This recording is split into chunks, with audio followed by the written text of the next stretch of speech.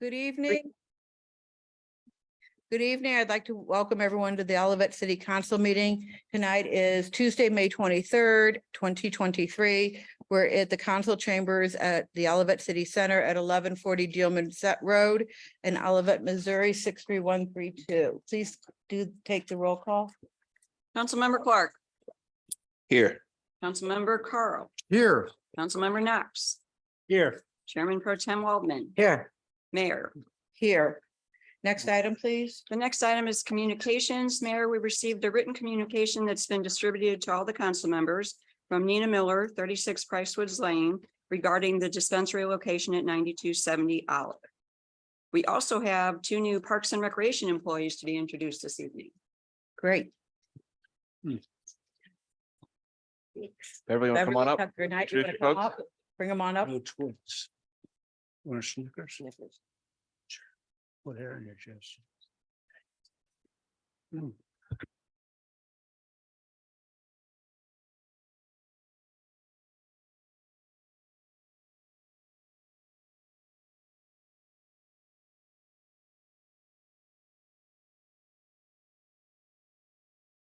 Good evening, Mayor and Council. Beverly Tucker Knight, Parks and Recreation Director. I have the pleasure this evening of introducing two new Parks and Recreation employees. I'm going to back up just a teeny bit because I'm sitting on that chair there on the table. So first, I'd like to introduce Whitney Smith. Whitney is our new Recreation Coordinator in charge of sports, and Whitney comes to us from the Fenton YMCA collaboration with the City of Fenton.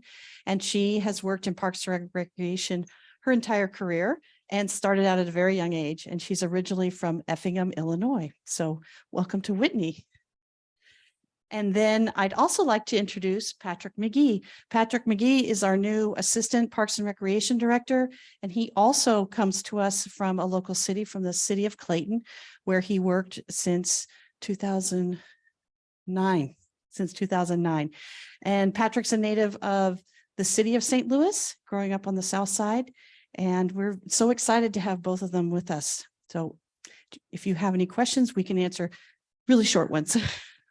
Well, more so, do they have anything they would like to share? Yeah, so I would just like to say I'm super excited to be here with you guys. I love the team so far. I'm getting excited to learn more about all of you, and I'm just excited to be here tonight. So Thank you. Well, she just said everything I was going to say. So, yeah, no, I'm really excited. I've spent a ton of time, meeting with Beverly, but I'm looking forward to doing things outside of offices and meetings and kind of getting to know the nuts and bolts of the city. And obviously I've been here, several times before I actually started working here. So I have a good working knowledge. We did a collaboration with Olivet for youth soccer leagues when I was at Clayton. So kind of have able to hit the ground running a little more so than other people. So I'm excited to, get all these projects underway and finished and then kind of enjoy them for a little bit. And get moved into the new community center. Yeah, absolutely. We are all looking forward to that. Are there any questions for them? No, I'm just excited you're excited. Well, I gotta go with that, yeah. welcome aboard. both Thank of you so Thank very you for much. coming Thank tonight. you. Next item, please. Next item is city manager's report. Good evening, Mayor and Council. Let me switch that over. I'll share my screen. I have a pretty short report today. Coming up. Please introduce yourself. Sure. My name is Darren Mann and I'm the interim city manager, previously a finance director, as the name tag up here says. And I'm excited to announce our upcoming events. The Red Cross blood drive is tomorrow from 2 to 7. I think there's just a couple spots left if you want to donate blood. City offices are closed on Monday, the 29th. And then the Sweet Reads Mobile Library is going to be here on, so not here, at Stacey Park on Thursday from 2 to 3. There's a variety of things available. That one's from olivetparksandrec.com if you want to see what's available and what you need to do. But it's lots of books there, other things, movies, other kinds of media. It's free. You don't even need a library card. So glad to see them coming back. Starry Nights. Stacey Starry Nights is coming up at the end of the month on June 29th. So it's, I guess, the end of next month from 8:30 to 10:30. Like I said, not a lot. listed here to note. From there, from our staff updates, the dog park's coming soon. Just a couple little things to clear up as far as the door and the lock. We got rid of a lot of the catches inside of the grass. It's being mowed now, so it looks everybody gets a little excited. Water features are scheduled to open by this weekend, which is Memorial Day. The goal from that'll be from now on the schedule. There are a couple that are already open, so you can see a picture here of some kids playing. This is the one at Indian Meadows. And then camp signups are open. And then from the Public Works update, the Charles Gate to Villa Park sidewalk is scheduled for the week of June 12th. We had some questions on that. The other picture here is our first Good Sportsmanship Award recipient, Christopher Mayer, and he is works at Old Bottom Elementary, coaches 3 of our baseball teams at the moment, and is also apparently liaison at Old Bottom Elementary. So that's a program that was initiated in the Parks and Rec Department this year. So he's the first recipient of that. And we're really excited to keep that going. And what a sounds like a really great person to be awarded that. The comprehensive plan, we had a meeting last Thursday, 135 plus attendees. From here, engagement continues, including a new survey that was kind of introduced last Thursday. There's more subdivision meetings coming and also individual outreach. All these results are going to be compiled using all the engagement methods, whether it be from last Thursday, any of the surveys, as we flesh some of those ideas out. And then the advisory committee will meet again in July with a draft of this plan coming in toward the council in late summer with finalization maybe by the end of the year. So there's an update on that. And then meetings coming up June 1st, the Planning and Community Design Commission next Thursday, and then the work session for the City Council on the 6th, followed by the next Tuesday, the regular meeting on June 13th. That Thursday following, Planning Community Design Commission meets again on the 15th. Parks and Rec Commission meets on the 21st. And then the Economic Development Commission on Monday, the 26th, followed by the regular City Council meeting on the 27th. So that rounds out our June. Again, that's all that I have. More than happy to answer any questions. As we go through their staff reports were included, if anybody wants to take a look at those. Are there any questions from other council members? Councilmember Waldman? Darren, I just want to follow up, if you don't mind, on the water leak that was up at the top of our city hall here. Has that been taken care of? Yes, that was done over the weekend, correct? Yep. Yeah, we're still getting some cloudy water around here, as I'm sure other people are that were affected by that main. So yes, it was all done. I think they did that on Sunday. And I just wanted to do a shout out for last Thursday night's meeting. It was just incredible. And kudos to Carlos and the Shockey team and Rise and everyone that participated. So the community program included a meeting in this room. We had activities and an ice cream social in the community rooms, but the police and the fire department presentations with the children and the families was really great. But if you are on our Facebook page, you can see that one of our community members, residents, put together a video of the evening, and it's great to watch. And if you're not on our Facebook, then you should look into joining it because there's some great information on it. So thank you to everyone involved. Next item, please. Next item is City Council reports. I'll start to my right. Councilmember Knox, I have nothing to report. Chairman Pro Tem Waldman. Thank you, Madam Mayor. I have nothing to report at this time. About how? Councilmember Clark. I did attend the comprehensive plan meeting. It was a nice turnout, and I'm glad that I was able to attend and see everyone engaged in the future of our city. Other than that, I don't have anything else to report. Great, thank you. Councilmember Carl. And I will just echo Councilman Clark's comments about the comprehensive plan meeting, and I have nothing else to report. Thank you. Next item, please. Next item is the monthly financial report. Good evening once again. So I'll put my finance director hat on And we'll have our monthly financial report through the end of April. As we near our budget approvals or requests, which would be the first reading in just a couple weeks from now. The financial reports are looking strong on all accounts. No new activities or kind of trends to pay attention to. Sales taxes are doing well, and that's leading a lot of the general fund revenue ending up $121,000 above expectations. On the expenditure side, with the lack of the opening of our community center, a lot of those expected expenditures did not occur. And so then that leads us to lower than expectations by about $700,000 in the general fund. So that turns out to a net favorable balance of almost 900,000. That's something we'll be, kind of carrying into, and we'll talk a little bit about what that means and where some of that money might go later on during that FY24 budget discussion. Well within that reserve policy balance or analysis as we look there, which is 50% of our annual expenditures. Sales tax collections, like I said, they've maintained record highs. The next page with this chart of the month, we'll look at that a little bit closer. Property tax collections are not now, it should say now, which is a big difference, are now exceeding our expectations after the release of those protested funds. And that's good news on all accounts there. And that affects that the debt service and capital construction fund that we have, and also the pension fund. Utility tax collections just below expectations, but have really remained normalized just at that same level since January, which is great news. Those remaining categories are a mixed up and down. Other than the permit section, permits category, we have just didn't have some of those commercial licenses, or sorry, commercial permits that we thought were going to come in for the year. That's a matter of timing. We can see they're coming. It's just when we expected them to come versus when they arrived is it just didn't line up with our fiscal year. Personnel costs are below expectations, slower hiring, and then some of those vacancies. And then the bigger project costs, like I said, the community center, and then the comprehensive plan, the cost came in a little bit slower than we had kind of expected.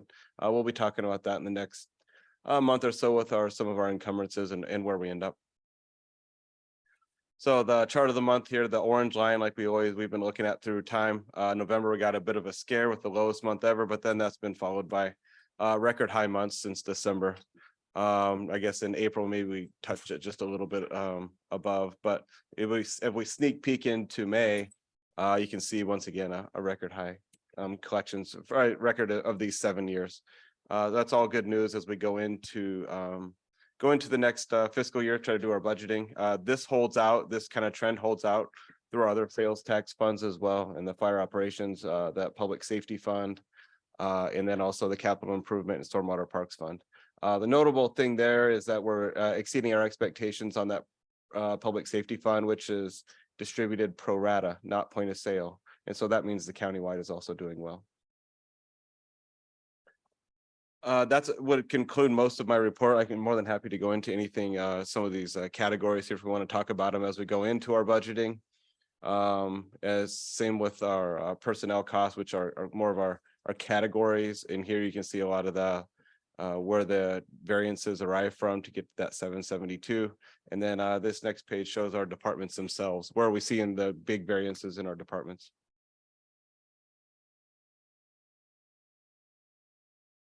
These are increases.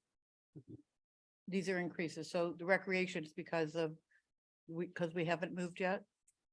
Yes, there's a lot of the opening side of this. At the very end of this, if we so choose, we can go back and look at the individual accounts. And again, if maybe on a more broader stroke, if we have questions, we're going to be talking about this in a couple weeks at the work session. But yes, good. You can see in the individual departments, kind of a two sentences. If we can look in here and see our personnel, where are our variances inside of our personnel costs, you can see they're mostly there. Did one department cause most of this? And we can look inside the departments and see, not really. It was kind of spread out between a lot of these things. The police department, well-known vacancies in that department through the beginning of the year. And then recreation, of course, just not having hired some turnover, but also just having not hired a lot of part-time people to run this building. So we'll be going more in depth and breadth on As at our much as- workshop on June sixth. As much as you'd like into kind of these kinds of things, it can only to inform us for the future, that next budget time. Okay, great. Thank you. Any other questions? Permits, Darren. You, Yes. you pointed out, Uh-huh. you know, what you pointed out, but my question is, okay, will we, go back to where that page was. that you I'm showed gonna us. show you the full detail of it, and that's why I wanted to go down here. This is in the full detail behind. So here's where our variances are in our permits. Mhm. You can see right here, residentials are well above, not well above, but that's Sure. a pretty good Yeah, 50%. They're above. Good, but then there's just commercial building permits are based on total value. So I bet you could look up and down Olive and figure out which ones we thought we were gonna be a year ago and where Mhm. what hasn't been built. Yeah, okay, And that's okay. a lot of money. That's Okay. a lot of value of construction. And we'll see some of it this year before the end. No, we're July, never mind. We're junior end. I sure hope so. But these are something, we're working towards. These are one-time kind of cash flow infusion kinds of things. What we'll see though in this kind of situation is we'll rebudget for it again. Mhm. Because we do expect these building permits to come through. Mhm. Okay, great. Thank you. Next item. Next item is hearing from citizens. Okay, so before we start the hearing from citizens, I want to make it clear that tonight is a first reading for Bill 3002. And so we won't be taking comments during the bill reading.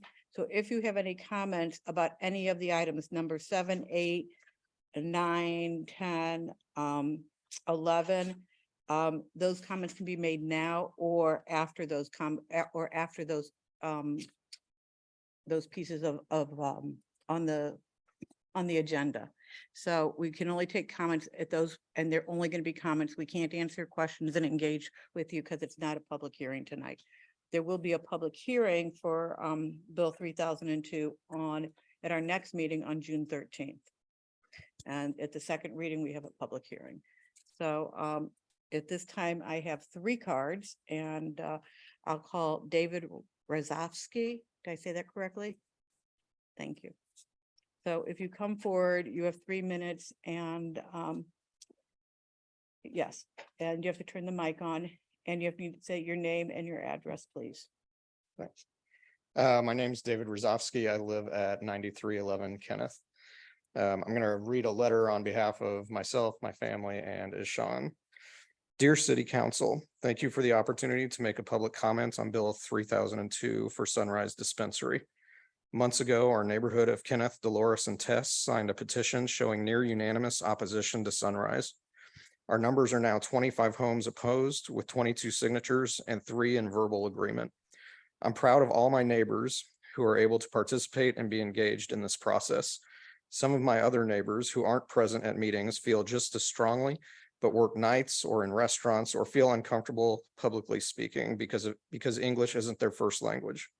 Others like myself have young children, which is why I'm not here tonight. Jeff Schneider and David Rozovsky both graciously agreed to read this in my place. We all take turns and support each other. Throughout the last few months, all of us neighbors are thankful to both City Council and PCDC for sincerely hearing and acting on our public comments. Our biggest concerns with Sunrise are traffic and safety, given the quality of our streets and the increased volume of cars.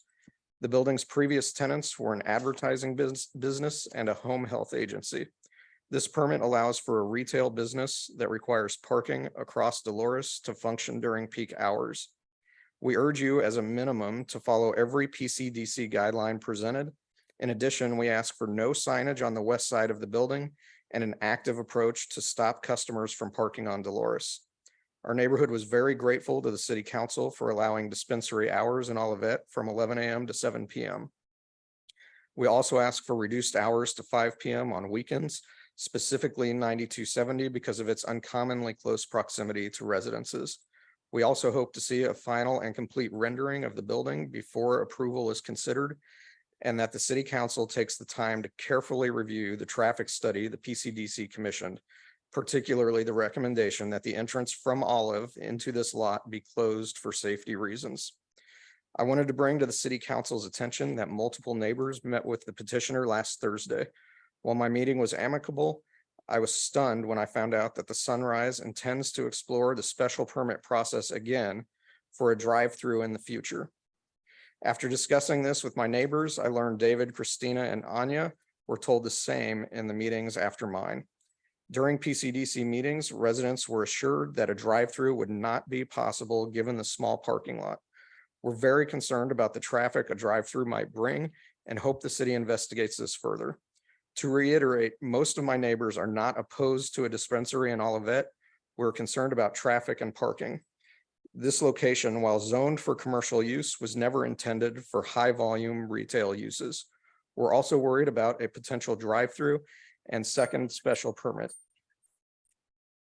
Thank you. Did you finish? I did not. If you allow me another maybe 30 seconds, I can. Go ahead. Special was never intended. Olivet has multiple vacant properties along the corridor that can better strike a balance between the needs of residents and retail customers. I hope the city council weighs the impact on residents near 9270 Olive, as well as the benefits to the greater Olivet community in making their decision. Thank you. Thank you. The next card I have is from Jeff Schneider.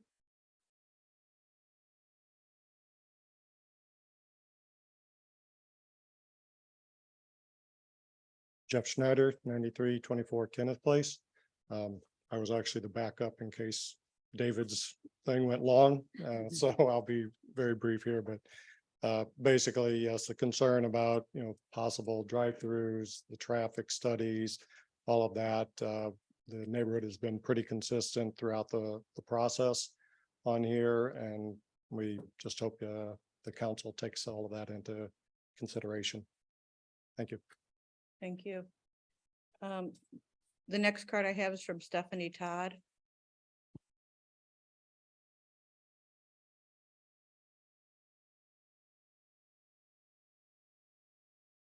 Hi, Stephanie Todd, 7 Heather Hill Lane.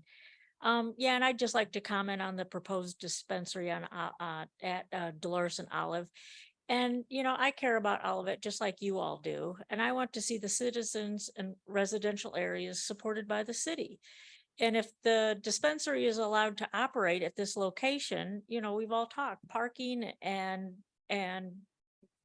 parking and at the location itself, and traffic would just be horrible. And it was agreed at PCDC that the added dispensary traffic would be a problem and it would be bad for the residents on Dolores. But a traffic study was completed to understand how bad it is. And it confirmed what we know. The business would cause safety concerns with walkers along Olive, and it would back up traffic on Dolores. And again, the study confirmed that there's not enough parking spots for busy periods. So it's a bad location for a busy business. And I don't live on Dolores, but I'm concerned how this business will affect a large subdivision. I want Olivet to remain a desirable place to live for everyone, not just a few lucky people that live in a few lucky areas. Because if this goes in, the people on Dolores, and Kenneth and Tess going to work, coming home, shopping, it'll all be a nightmare for them. And walkers on Olive, it's going to create a big safety issue for them. So even though these issues are understood, they're not resolved, but the proposal was still passed on to this council for review, for approval. So I urge you to support the citizens of Olivet, and especially the citizens on Olive, and to vote no on issuing this permit. Thank you. At this time, I don't have any other cards. I didn't recognize you with the haircut. Mystery man.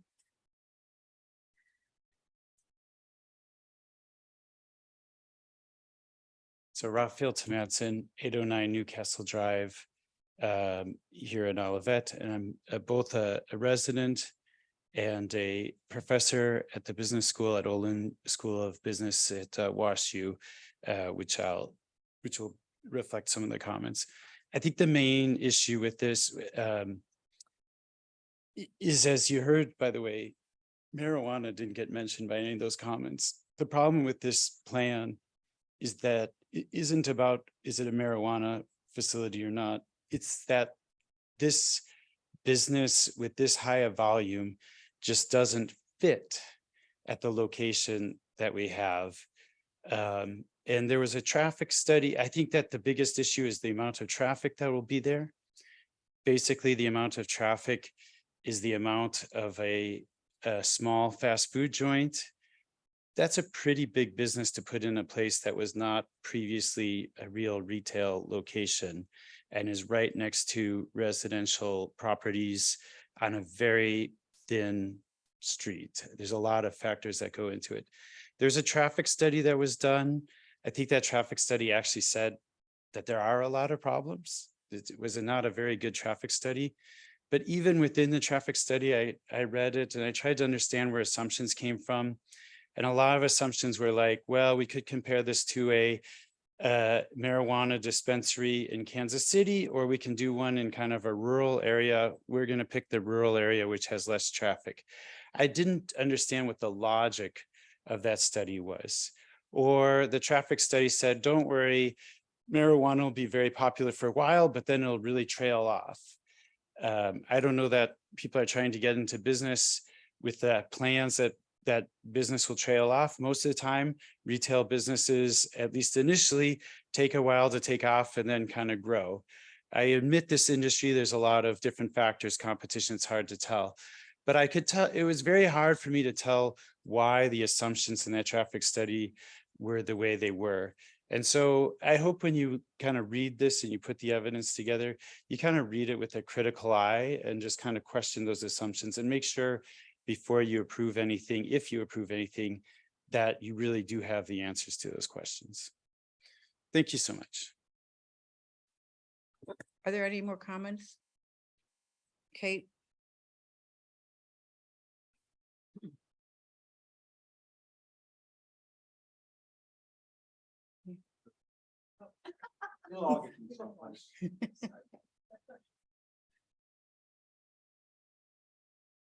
Hi, Kate Hellman, 800 North Price. And I'm just here mainly to support the neighbors and the community on Dolores and Tess and Kenneth.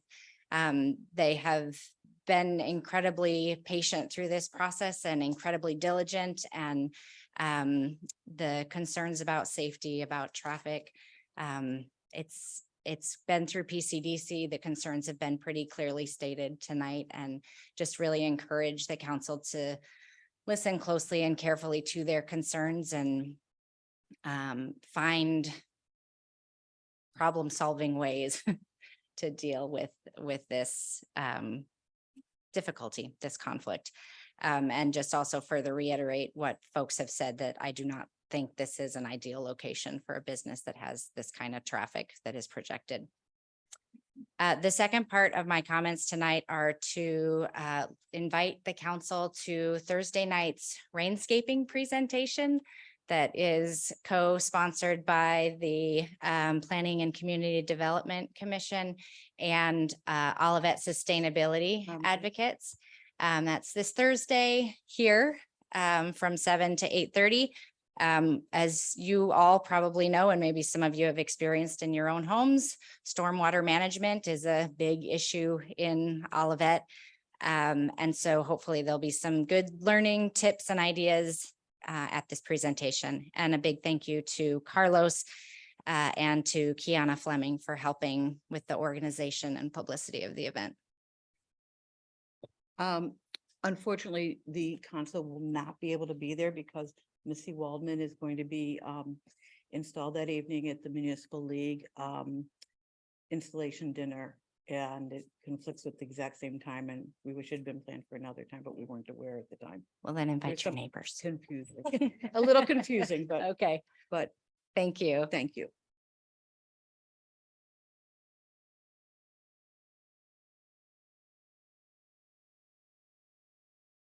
Next item, please.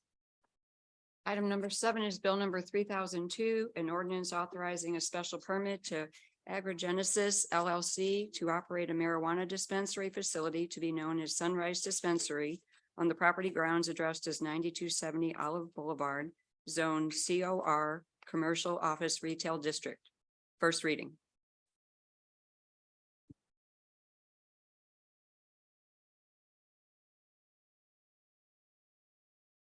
Mayor.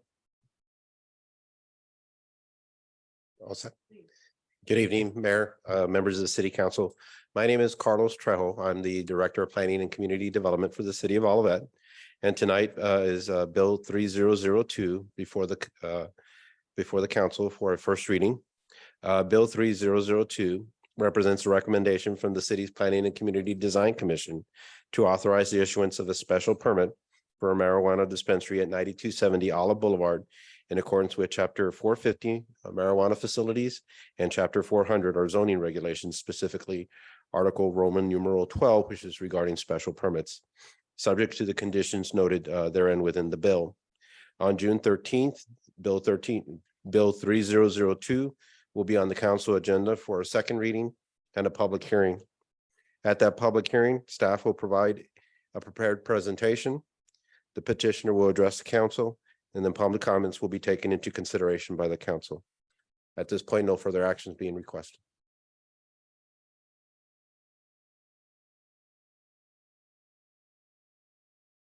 So we'll Thank you, Mayor. see you on June 13th for the Yes, ma'am. second reading. Thank you very much. Next item, please. Next item is Bill number 3003, an ordinance authorizing and directing the Missouri American Water Company, MAW, to install one fire hydrant proximal to the Oliver at 9473 Olive Boulevard, approximately 188 feet north of Olive Boulevard on the west side of Freezy Drive, and approximately 44 feet to the northeast corner of the building located in the island on the west side of Freezy Drive in the city of Olivet, Missouri. First reading. Good evening, Mayor and Council. I'll have this is, again, just a first reading. I can give a little bit of background on this. This is the property at the Oliver. I'll show you a short picture of where this thing's going to be located. Just along, here's Freezy Drive, right there by the entrance. I'm more than happy to answer any questions that we might have here. We can do a further presentation with the fire chiefs in attendance on the 13th of June. Go ahead. My only Go ahead. my only question is, did we just figure this out that we needed a fire hydrant here? Those were my exact questions too. This is, yeah, the we'll have the fire chief answer this. Oh, that's all right. There's a fire hydrant really close to this. It happens to fall within the collapse zone of the building itself, which is something I'm not sure if they care a whole lot more about the fire hydrant. They don't like stuff falling on their trucks. The They other don't like question- it when everybody yeah. else sees stuff fall on their trucks. The only other question I have is, it says we're going to direct Missouri American. Now, Uh-huh. do we pay them for that, or do they do that? That's or- very good. That's a question I had too. Missouri American pays for this. It's Okay, but we at can their tell them where to cost. put it. We need to tell them Okay. where to put it. Fast All right, fact. just checking. If you were to take out, what bill are we, we're on bill 3002 and we're probably on ordinance number like 2760 something. Yeah. If you were to take out tax rates, budgets and fire hydrants, we'd have like 100 ordinances. Okay. It's Where is the it's- current one?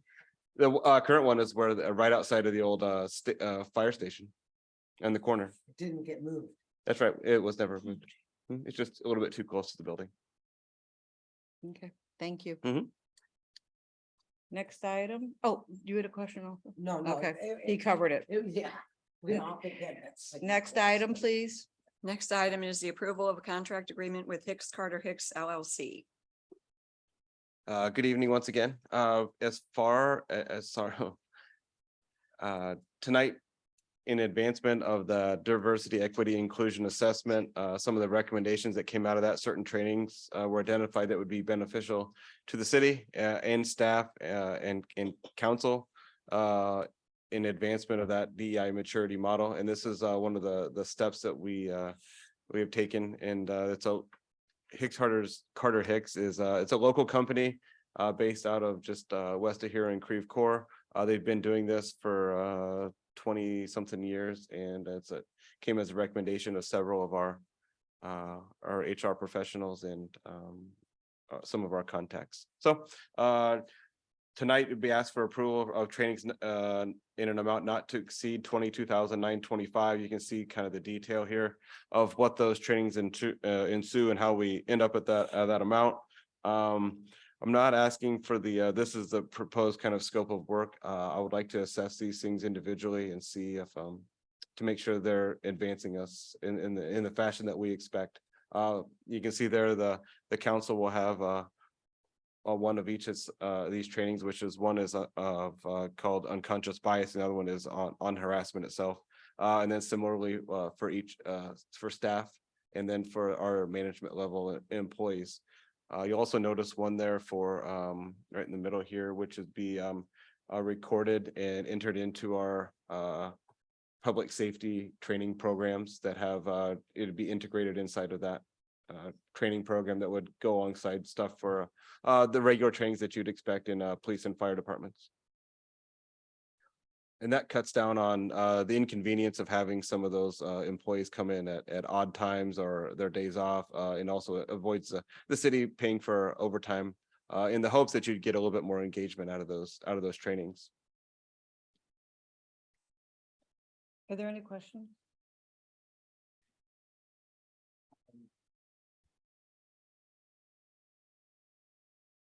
We were gonna have listening sessions, is that? That's different. Yeah, I know, Yep, it's different. You're right. Yep. And so as part of that whole kind of process, this was number one. The listening sessions themselves, I wanted to get through some of the other operational kind of items that to hopefully that they would not come up inside of those listening sessions over and over and over. And so we can get to the core of this, the intent here with this this model and that maturity model. I would also hoping that we could get an input from a newly hired city manager that would be able to come up to speed and be able to digest those listening sessions a little bit better, knowing the people and knowing what they're saying. Otherwise, it becomes kind of operational, and there's not a lot of context to it. That was my intent with doing these trainings here. Okay. If we were to start the process with them Mhm. and we weren't pleased with like one of the sessions and we decide that we want to discontinue, do we have an out? That is my intent here is a not to exceed amount of Okay. this, but not the now this is maybe something they're not interested in. We have one of those things you'll see at the very beginning of this is just a meeting to see where we're at with that. Okay, Again, I would contend more than anything that the effectiveness of these trainings is paramount to the success of the whole program. And so hopefully we can do that. It's really hard to gauge through conversations and recommendations whether this is really good. if it's a good. Mhm. It Good needs to fit be for the us. That's right that's fit. really good. Right. Yes. Great, thank you. Any other questions? Mhm. Thank you. I'd be happy to entertain a motion. Madam Mayor, make a motion that we approve a contract agreement with Hicks Carter Hicks LLC for certain trainings. Second. Do you have to go do the whole thing? For certain? Oh, I'm sorry, I was reading the agenda item, not the wrong, I Okay. was reading the wrong one. For certain trainings in the amount not to exceed $22,925. Now, call for the vote, please. Councilmember Clark, Yes. Councilmember Knox, Yes. Councilmember Carl. Yes. Chairman Pro Tem Waldman, Yes, Mayor, Yes. motion passed. Next item, please. Next item is approval of change orders totaling $58,351 to the contract with Wright Construction for Community Center project construction. All right, good evening once again, Mayor and Council. We have in front of us an approval of some proposed change orders, specifically 81, 86, and 100. And the total for that is 58,351. That amount may differ, it differs slightly from what is on the agenda printed in front of you here. And some of this have had some last minute changes. It was the change comes in number 100 there at the end. What we're seeing these here tonight is change orders over $10,000. You've approved all of these potential change orders that have been over 10,000. It's been a while since we've talked about those, and we'll notice here later on in some of our budget discussion that there's been a significant amount of change orders. we can go through some of those reasons maybe now, it'd be better off maybe later. Let's get some of this business taken care of here with the specific items, and maybe we'll go through some of those where we're at with the project itself. So potential PCO, potential change order 81 is for curb and sidewalk, and that's at the front of the building. There was some conflicting civil and architectural plans inside of there, and the conflict comes from the civil plan saying remove everything, please. And then the architectural plans say only replace as needed. And so by the time the any kind of flat work or concrete crew came through, everything was gone. There was no chances to save this and re-pour this. So we did get a credit of $3,000. We can see inside of the PCO itself.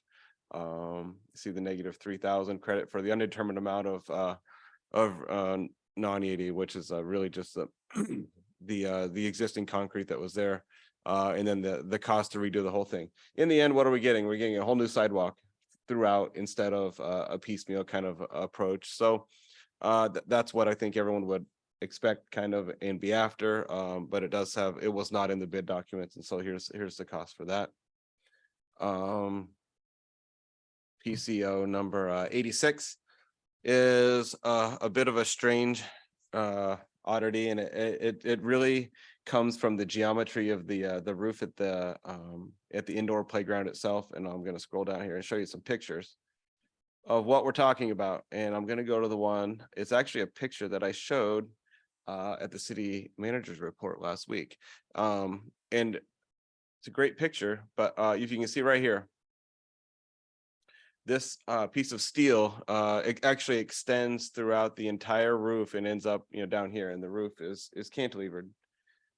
Well, this couple inch is actually 1.125" gap right here that this creates means that you can't bring down this board and attach it straight underneath and create a nice clean soffit. And the soffit itself is made out of a metal material as well.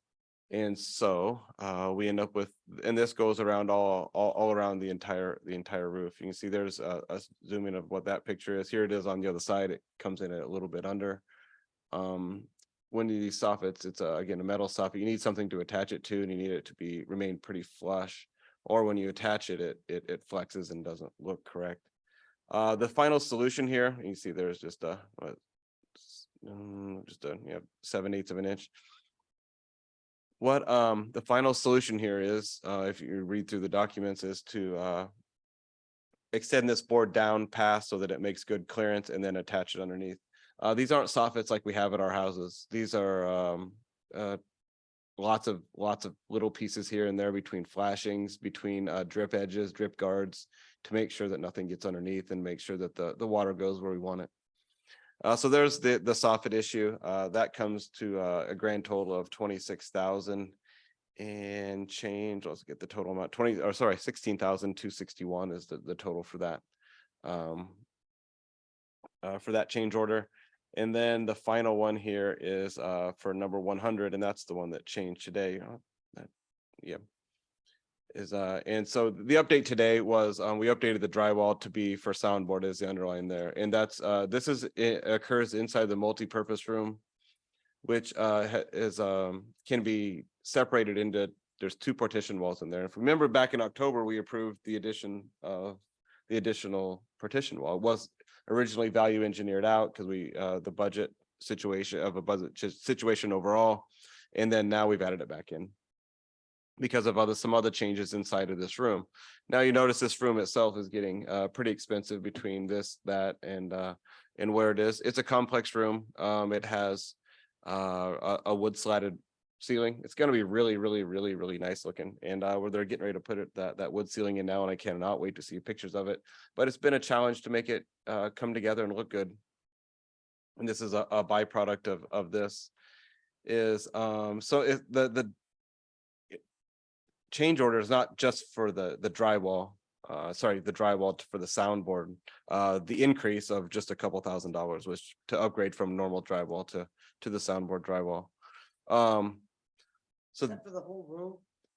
This is for the, yes, and the whole room on the inside. It's not the outside of the exterior of the room. This is on the inside of the room. And if you would imagine it's a 12-foot ceiling with 11-foot wood slatted roof, and then it comes down to about 10 foot for these partition walls.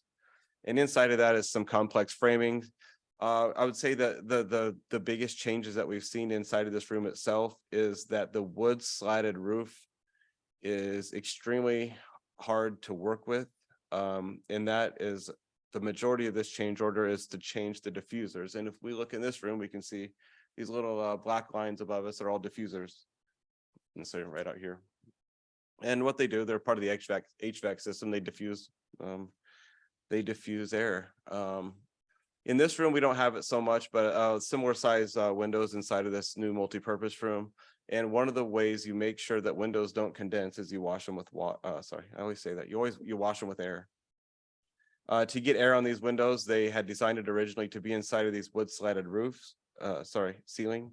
And then as it got down to the logistics of it, again, if we think about this, they designed this. You can see that they were designed in here. This is a drop ceiling, acoustical drop ceiling. You see them all over the place. A lot of our basements have them. It's a little bit easier to work with. Above this is a great big plenum, 2-3 foot of space. So you have a lot of flexibility inside of that. When you work with wood slatted, think of it more like this roof right here. You have to be very careful about how you cut it and what it mounts to.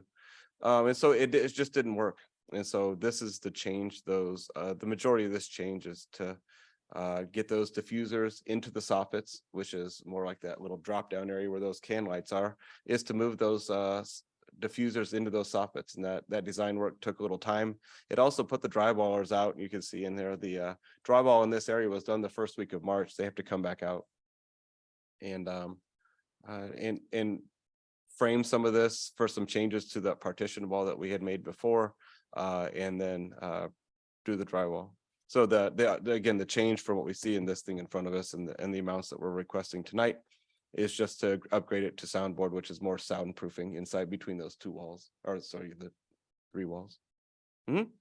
So I'm more than happy to answer any questions. Right now, we're going to be talking about the community center project itself, with incorporating these changes if they were to be approved tonight.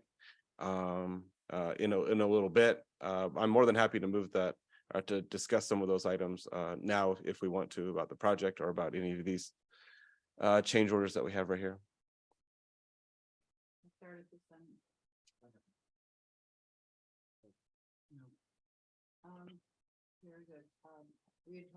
I will simply say I've had similar sort of mismatches on my house. I had some window, just talking about it today. These things happen. I had some windows that were supposed to go in where the architect said, but the structure company put a beam there. And that's a little bit. And so you're a really good. It's a specialized uses of what we're seeing. And these wood slatted ceilings are a little bit of a specialty. We don't see any of them in here. And similar with this indoor playground, we don't see any of those complex angles inside of like we have at our indoor playground. And that complexity adds some changes that happened inside of that. Was it built the way it was drawn? No, and I don't think the designers anticipated that was going to have an inch and and maybe they were a little bit okay with that. It's not unsafe. It's, but right now it looks okay. But then when it comes down to that detail, and that's what you're finding out, it was okay up until that detail needed to be done. And then until it came to put that diffuser in, and the HVAC company, the installers of that ceiling are like, wait a minute, this is, this won't work. What do you want to do? And those are the problems we're seeing a lot. So I'd be happy to entertain a motion at this point. Madam Mayor, I make a motion to approve Wright Construction proposed change order 81, 86, and 100 totaling $58,351 for the community center project. Call for the vote, please. Councilmember Clark, yes. Councilmember Knox, Yes. Councilmember Carl, Yes. Chairman Walden, Yes. Mayor, Yes, motion passed. thank you. Next item. The next item is a discussion of the FY24 budget. All righty. So first, I'm gonna bring up our trustee A1 sheet, and then I'm not gonna go over it very much. I heard that. I'm sorry. Uh, Don't do that to me. You really make me understand. what we will find here is there's not much that have changed in the last 2 weeks since we looked before. Some minor changes here. We think we're at -301.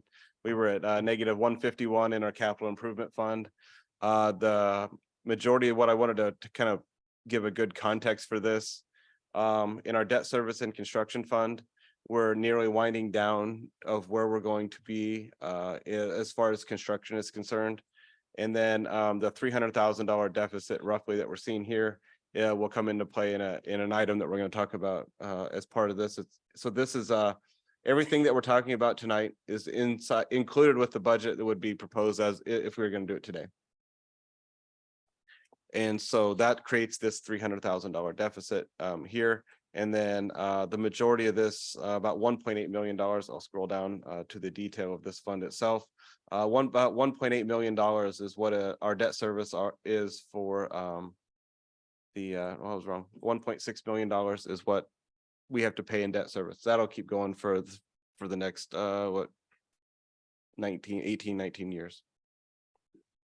Now, the remainder of that is this the $1.1 million. That's what's left in to pay between Wright Construction, the contractor, and the other FF&E, I'll call it, the furnitures, fixtures, equipment, soft costs for the architect. That's what's left. I shouldn't. That is what is left out of Prop C to pay out. We'll talk about some of these other differences, other things inside of here in just a second. So, teeing that up, do we have any questions on our A1? Good. We see. So, I guess we're putting. Looking at $711,000 to put down to our general fund balance, and that mirrors a lot what we've seen in our those monthly financial reports. That where those positive variances net, like what did we say at 829 earlier? So by the end of the year, I think we're going to end up 711 in the positive. So I'm going to close this and then go over here. We'll do our Prop C update.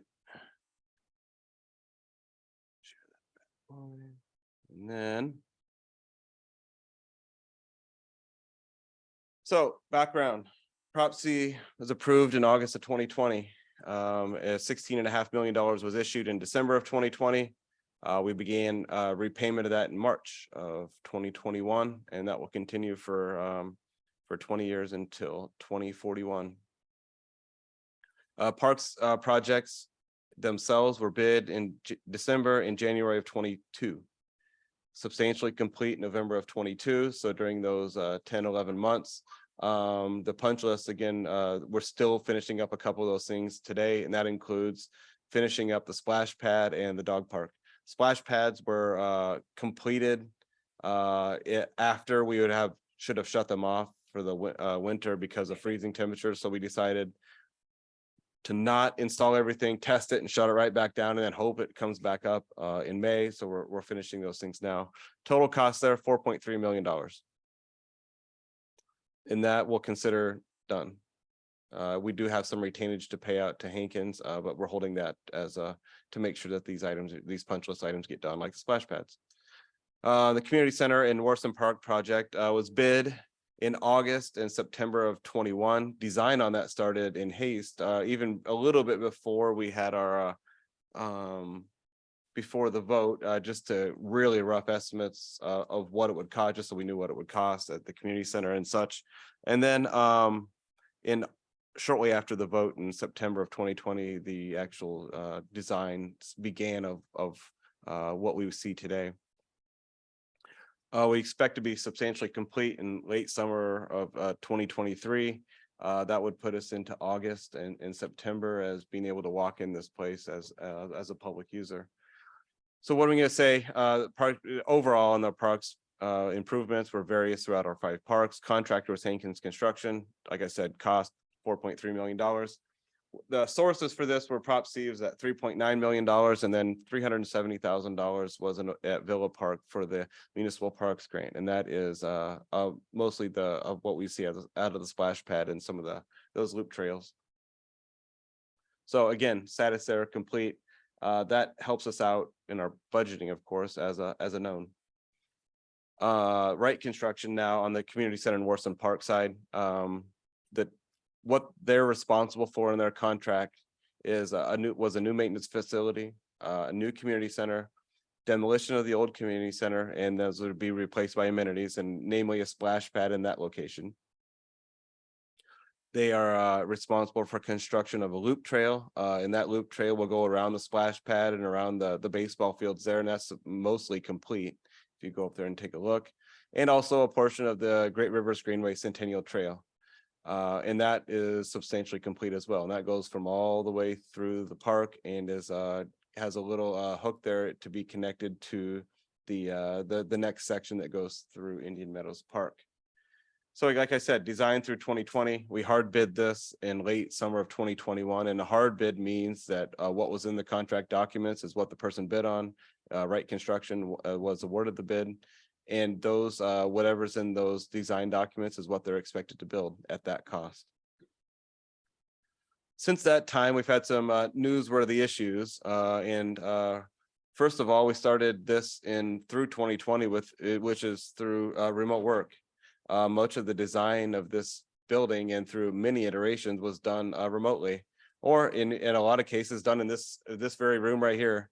And so maybe we've all agreed that some of these projects are difficult to do, to communicate and get down design intent. Inside of this also is newsworthy events of employee turnover. We've been lucky in our design team to not have a lot of that. We did lose our city manager, which was a key part of that, of course. But the architectural firm has not been so lucky, and we have had 4 to 5 head architects on this job itself. That when you talk about design intent, that's difficult to try to communicate and document what the owners wanted. We've seen wage growth. That doesn't affect much of us here necessarily in that sense, but it does affect the contractor. It does affect those subcontractors. They bid this work in 2021. Supply material shortages, once again, that's an inflation. Those affect not necessarily us as much. We did face that a little bit with our as we were trying to buy our own materials for furniture, for the equipment that was going into this building, technology. So anything that has a computer chip in it, or sometimes it just comes down to a spring in an overhead door. Is that's what was short that week or that month. So inflation and supply material shortages. Record construction activity has affected scheduling for our contractor, along with those other factors. These all come into play in a hard bid. When you have a hard bid that you did 2 or 3 years ago, what if you promised to sell somebody a TV or a vehicle in 2020? I mean, you'd have a hard time even finding the thing. More or less, would you really want to sell it to them at that price that you that they had paid you for it back in 2020? And the answer is probably no. And what does that do to your business model? What does that do professionally? Everyone is maintained where they're supposed to be. But we do see some of these advanced change orders. There's not a lot of money to throw around, I don't believe, in some of this stuff. We have protection through our owner's representative, which is Navigate Building Solutions. They're in charge of trying to push schedule as much as we can, and also they have estimators, and they have people that are trying to give a good litmus test against this. Is this the right number of hours to do this? I don't know how much it takes to drywall something. I know how long it takes me, and it's a lot longer than what it takes them. But they do know these industry norms. They know cost for things. Whether it comes down to cost per square foot on putting in masonry, or whether it's drywall.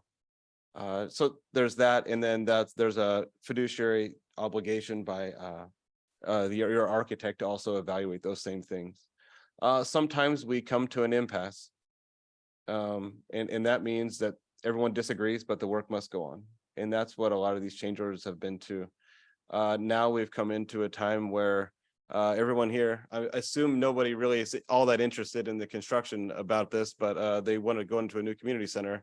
So you get a little antsy about this. And so we have timeframes. We've begun now a 90-day kind of tick-tock of hiring of we're storing materials. We have fitness equipment that we've paid 2 years on that, you know, we're waiting on. They're storing it for us. And how do we keep this stuff safe? So this sets a little bit of a framework for where we are today. What is this? It's easy to look at this and say, man, this doesn't make sense. I could fix this. And I get it. But here we are with an original contract of 11.3. The final contract, I believe, what we're going to be looking at is about 12.1. To date, including what we've just approved, is change orders of 640,000.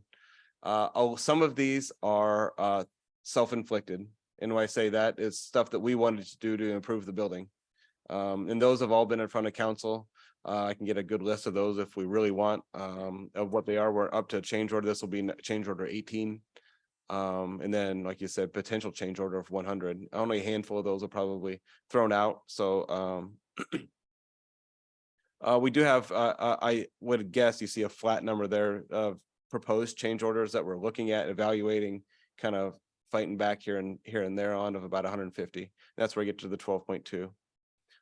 Other things in that total program budget that are not inside of Wright Construction's contract are the furniture, fixtures, and equipment.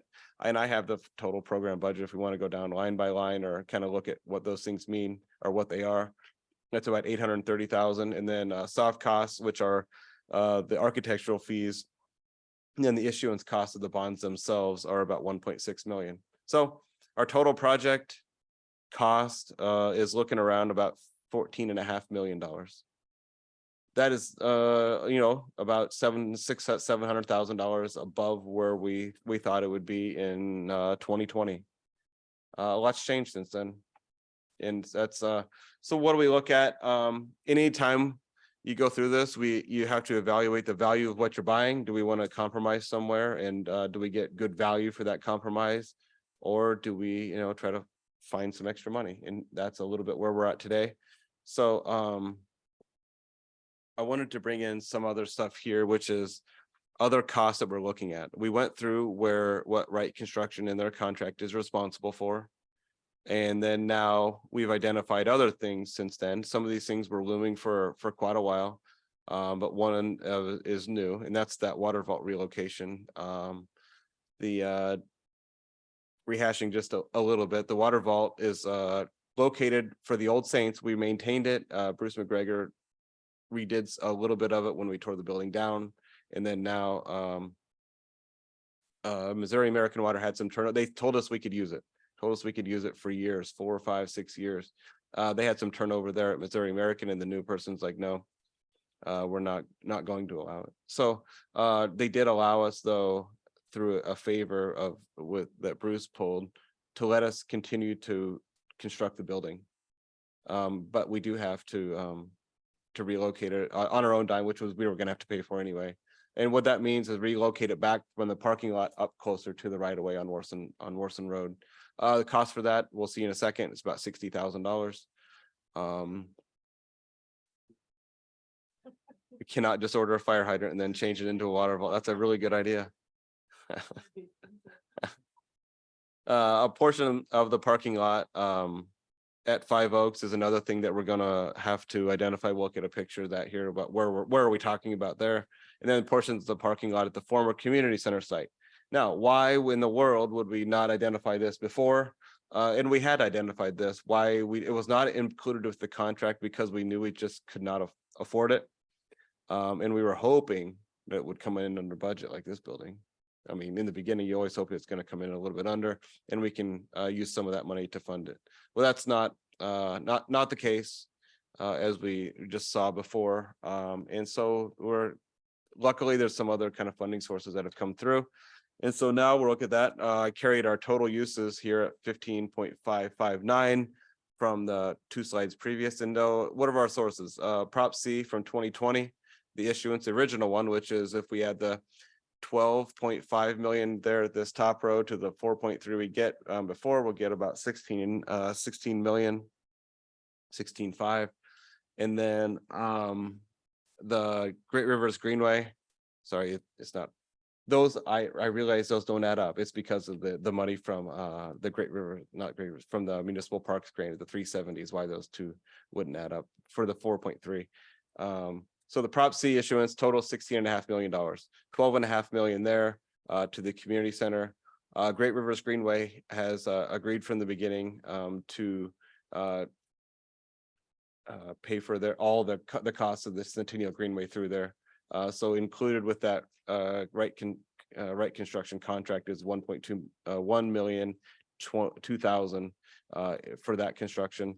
And then some encumbrances that we had through time as we identified this project include that Parks House demo, which is was at 1158 Worson. The community center demolition which was 195,000, the majority of this number. Wayfinding, which was a project from many moons ago, and then some little bit of remnants from purchasing of tables and chairs that we realized we were going to need as the Prop C was issued right before. Additional sources here, Prop C. In 2021, there was some remaining that we did not issue. We promised the voters 16.5 million would be issued and repaid. And that's all that we issued, even though with the bond premium, we could have issued more. As 2021 rolled around, we had realized that there was going to be a need for some additional money based on what we were seeing in the design. And so the remaining amounts that were authorized to be issued were done in 2021, along with the refinancing of this building. And then in July of 2022, the old community center, the roof flooded in that big torrential and kind of a little bit of newsworthy event that resulted in $122,000 in insurance proceeds. Now, these luckily the insurance renewal itself was just a cash payout rather than a replacement side. Some chairs were damaged, but mostly the flooring was damaged. Inside of that itself, all we were hoping to look for in any kind of insurance policy was just let us take the thing down, at that point where we wouldn't repair it. And that's what we did. So the additional parts of this that have is new to this kind of presentation or this project itself is those interest earnings. The delay of the project itself has allowed us to take advantage of the higher interest rates that we've seen over the last year. And so with that, we bring in $165,000 of interest earnings. And if so those sources total is about 14.6 million on a uses total of 14.5 million. So we have a net of about $100,000 just inside of that. Just inside of this this is again the total program budget as it was originally designed with these sources as they've come about. I realize some of these sources, if we look down through here, those insurance proceeds did not have to go to this source. We've decided to put them in that direction. The interest earnings do need to go and stay within the project. And then those encumbrances, those were all budgeted in other funds, and those are uses of those funds and those funds itself inside of the individual funds they were budgeted in, whether it be capital, stormwater, parks, or the general fund. So we've went shopping outside and found amounts to go there. Now I'm going to touch on the other part of this, and this is how it affects our FY24 budget discussion.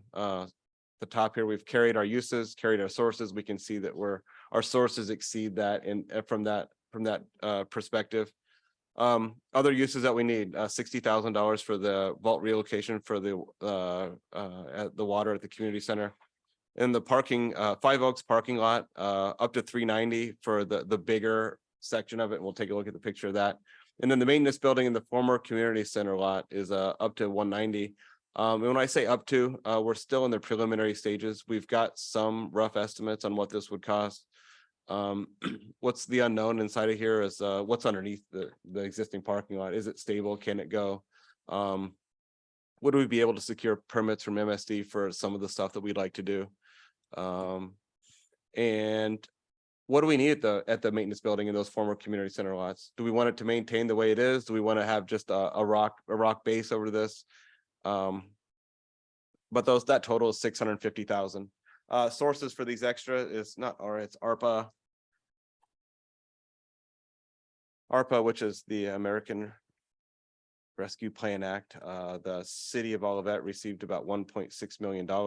And the allocation that the city council created for in October 22 was the last change for that is $350,000 to go for this purpose at the parking lots at the community center. And then like I started on our A1 sheet, FY24, the general fund transfer of $300,000. That's going to be transferred into that debt service and construction fund to pay for those parking lots themselves. All right.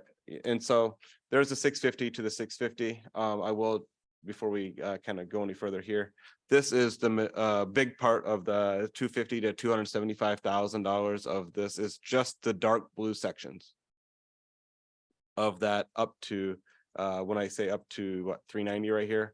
This is, and so to reference ourselves, the new community center is right here, the river DePere is right here, the industrial park sits over here and to the side, and is everybody here? Are you familiar with where we're talking about? Sure. Okay, you know where the Saints was? Saints roller skating rink. Okay, the former side of the roller skating rink, it looks almost the same footprint as the former Saints roller skating rink. It's off Worston Road. Classic Air Care is sits right up here. In any case, this is the existing parking lot. This is the old parking lot. Yeah, that's right. You could drive through there with your eyes closed, I bet, some of you. It's the same as there. It's in a really dilapidated state. It's not a new issue. It's a known issue. The green is another 50, 60, $70,000 out of this is what we're looking at is to improve circulation here.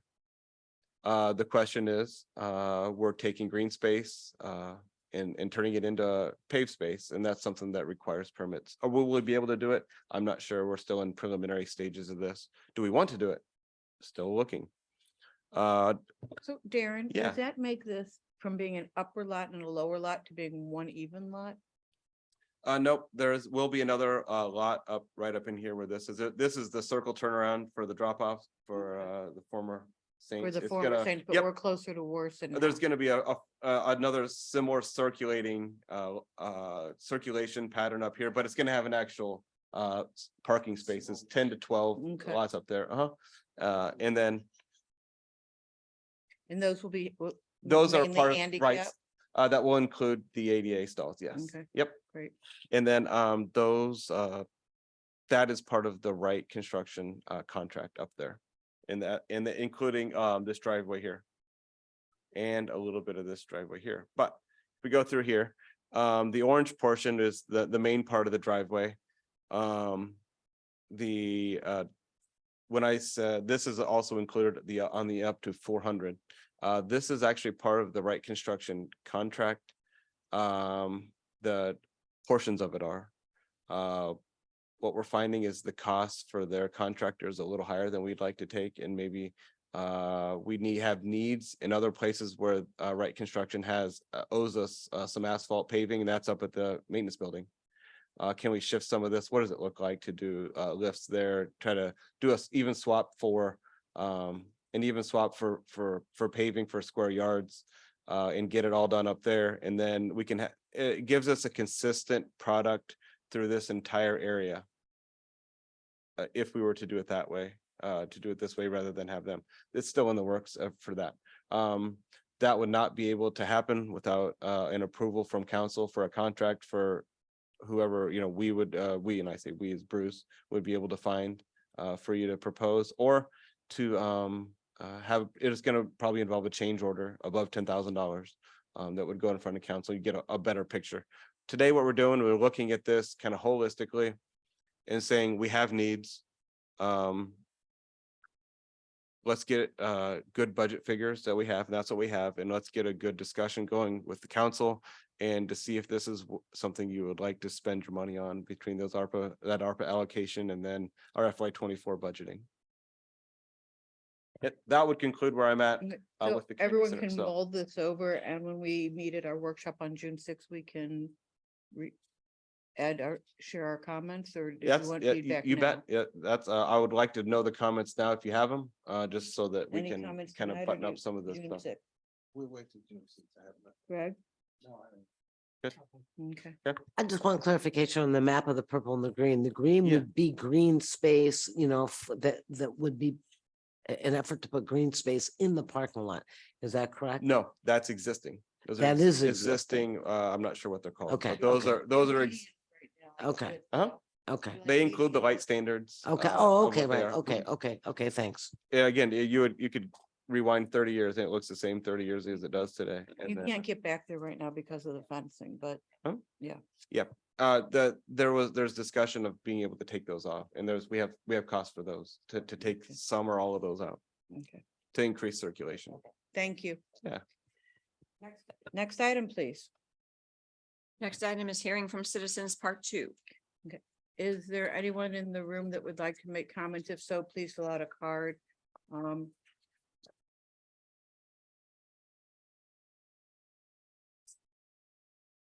That's okay. You can speak about anything. Nope. You turn on You have your to turn the microphone, mic on please. and start over. Okay. Raphael Manson, 809 Newcastle Drive. I thought I was done, but I got sent back from the house.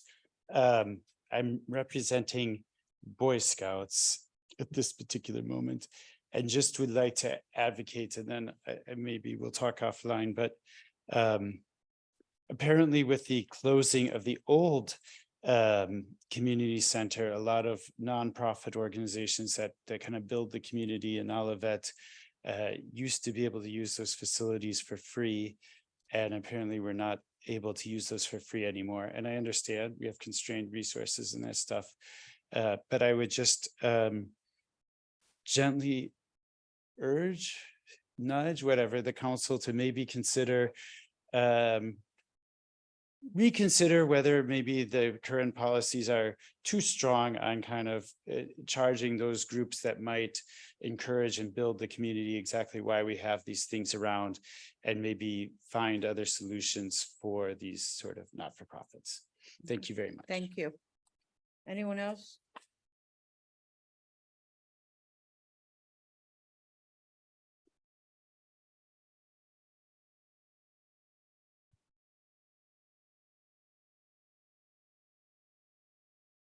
My name is Neil Miner. My business address is 9270 Olive Boulevard. I was under the impression that I was going to be asked to give comments or speak or answer questions after the first reading of the Bill 3002. And I don't have to say anything tonight, but I do have a handout for each of you that you can begin looking at, and we can start some discussion before our next meeting on June 13th. Okay. So that's all I have for tonight. Okay. I mean, you're welcome to comment. You can have the same 3 minutes everyone else got, but I was not under the. This that pretty much impression. spells out what I was going to say. But as a business, we've had internal team meetings and we've discussed the what we feel are the excessive conditions that are being put on us. And any of these conditions in isolation, we can deal with. But we've been in this process now for 5 months, and it just becomes more and more and more and more and more. And so we're asking for an opportunity to discuss a few of these in further detail before any vote is taken. Thank you. Thank you.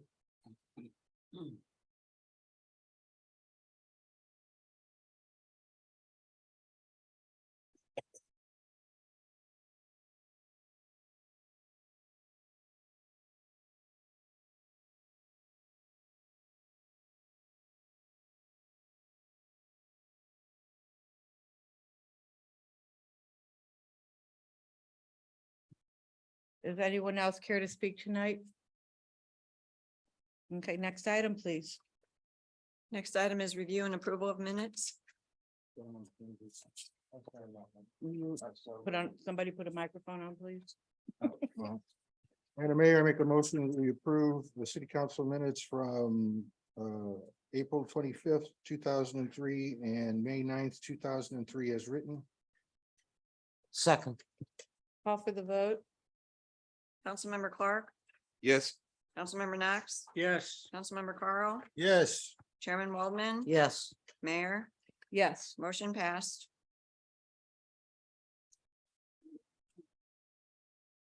Next item. Next item is the city attorney's report.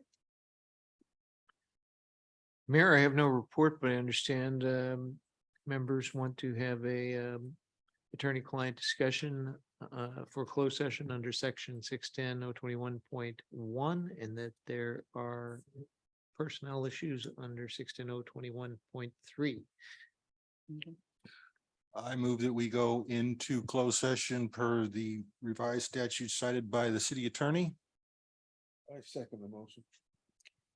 Okay, for those of you online and for those of you here, thank you for coming. We are going to be going into closed sessions and I do not anticipate that any decisions or votes will be made back there.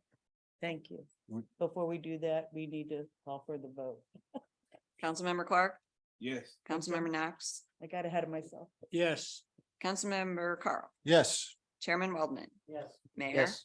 Yes, motion passed. I'm sorry, I got ahead of myself. Thank you for coming. He left. We're back from closed session. No votes were taken, no decisions were made. I would like to entertain an adjournment. I move to adjourn. Second. Good night. We're adjourned.